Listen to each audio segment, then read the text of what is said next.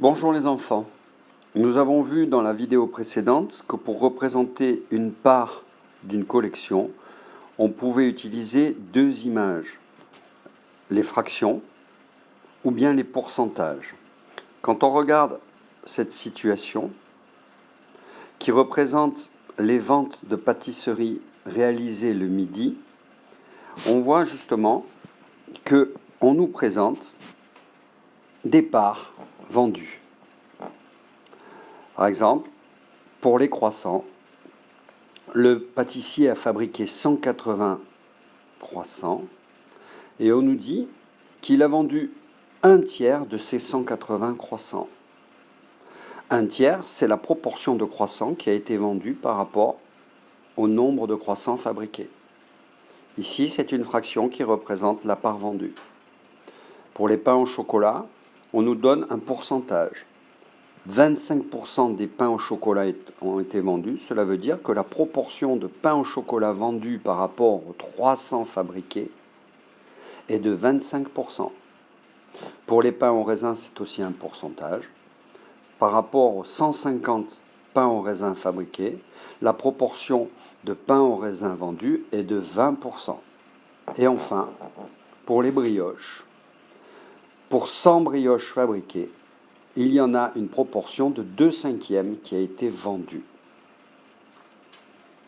Il va falloir, à partir de ces informations, ces proportions de vente par rapport aux produits fabriqués, calculer, retrouver à quel nombre de pâtisseries correspond chaque proportion proposée. Pour cela, nous savons que nous sommes dans une situation de proportionnalité. Il va falloir utiliser des tableaux de proportionnalité. Commençons par la première situation, la vente des croissants. On nous annonce qu'un tiers des croissants ont été vendus, pour un total de 180 croissants fabriqués. Observons le tableau.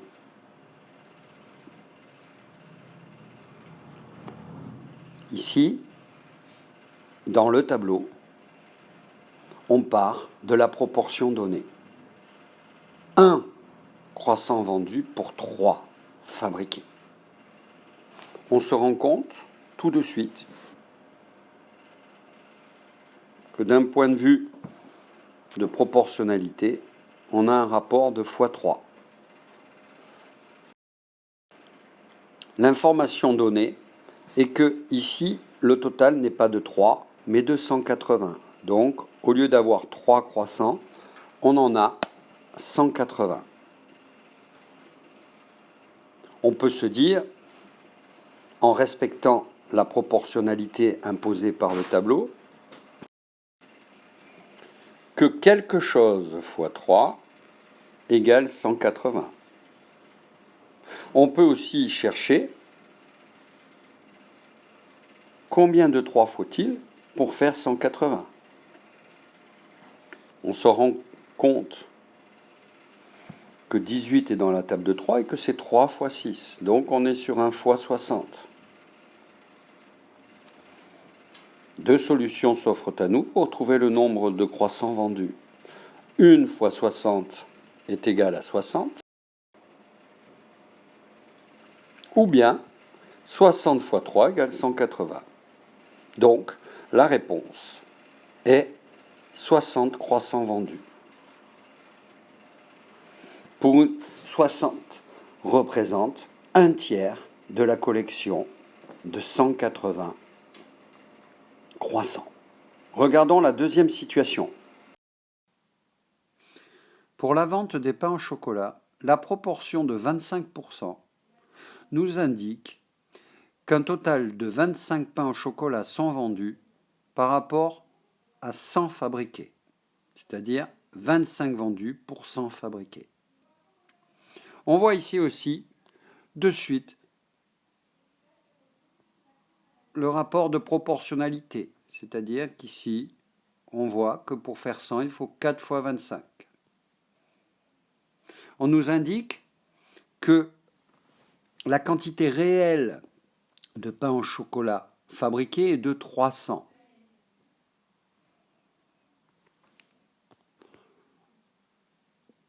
deux voies s'offrent à nous pour calculer le nombre de pains au chocolat vendus qui respectent la proportionnalité de 25%. Soit nous cherchons quelque chose fois 4 égale 300,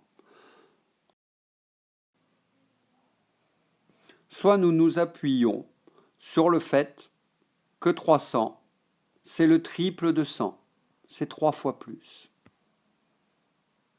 Donc, 25 fois 3 est égal à 75.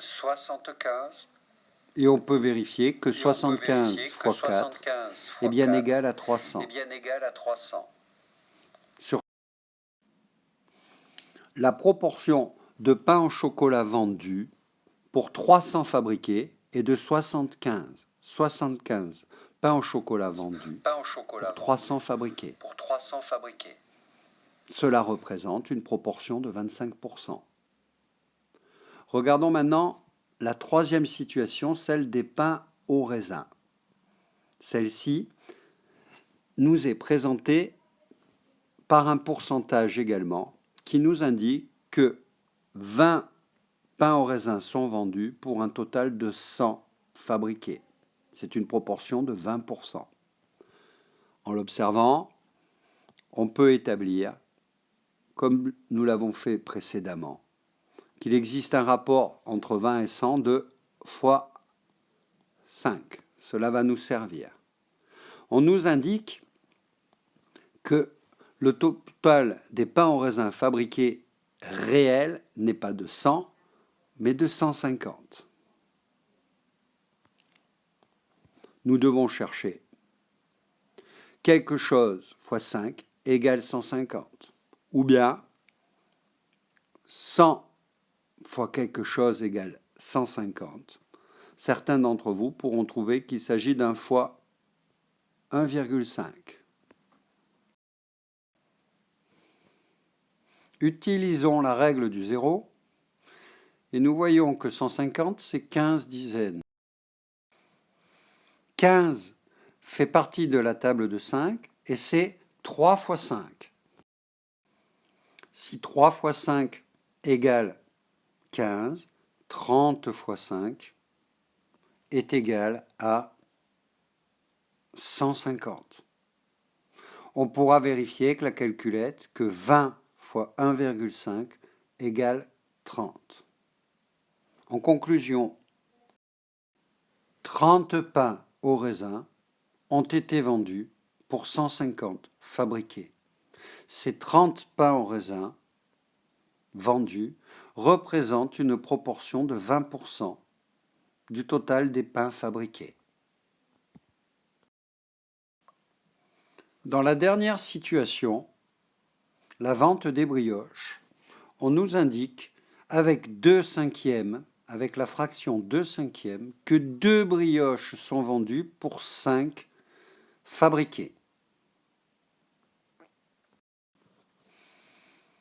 On nous demande de trouver à quelle quantité de brioches correspond la proportion 2/5 lorsque 100 brioches ont été fabriquées.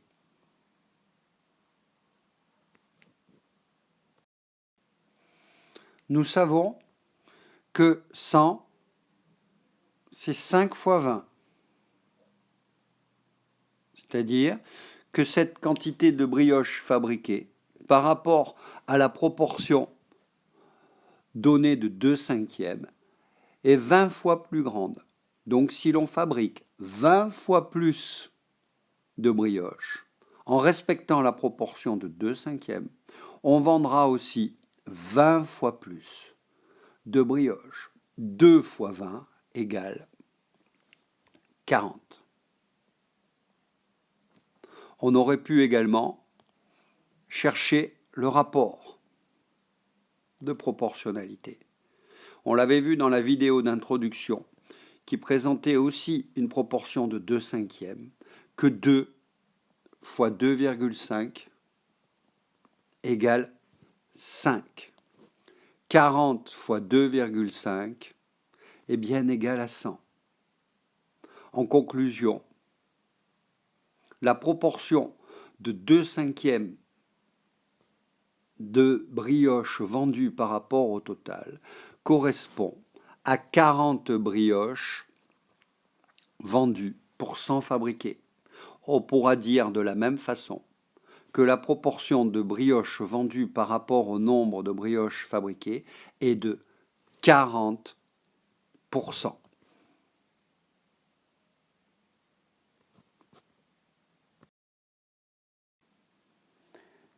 Quand une fraction ou un pourcentage t'indique la valeur d'une proportion pour une collection donnée, le tableau de proportionnalité te permet de calculer la valeur des parts qui correspondent à cette proportion.